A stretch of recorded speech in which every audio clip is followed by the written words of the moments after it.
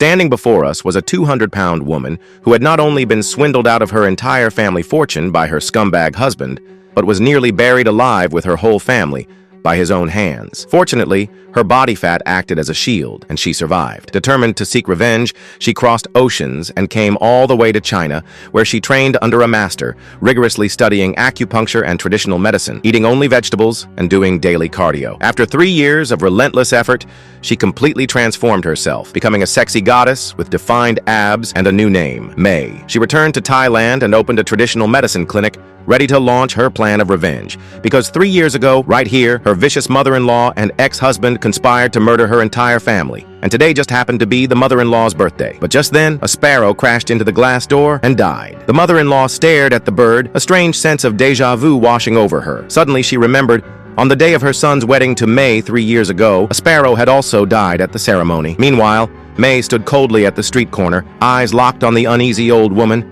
memories flooding her mind. The sinister, twisted faces of those who betrayed her, the man who once vowed to protect her forever, and Xiao Cha, the maid she once treated like a sister. For money, they had turned on her family and slaughtered them in cold blood. Now they flaunted their wealth, dressed in gold and jewels, shamelessly living in the home they had stolen. Just then, the local thug who had colluded with them back then showed up at the party to wish the old woman a happy birthday. But his true motive wasn't celebration, it was extortion. After robbing May's family of their wealth, the gang had to pay the thug a hefty protection fee every month to keep the secret buried. Unbeknownst to them, May had witnessed the entire scene from outside the door. As she turned to leave, she accidentally bumped into a little girl and overheard her speaking to the evil mother-in-law on the phone. Instantly, May saw her chance. Turns out the girl was the mother-in-law's little niece. May handed the girl a flyer for her clinic and told her to pass it on, saying her grand opening was tomorrow nearby and that there'd be free gifts for visitors. Predictably, the greedy old woman couldn't resist a bargain, because some things are universal. The next day, she dragged her niece to the clinic to claim their freebies. Just as they were about to leave with their gifts,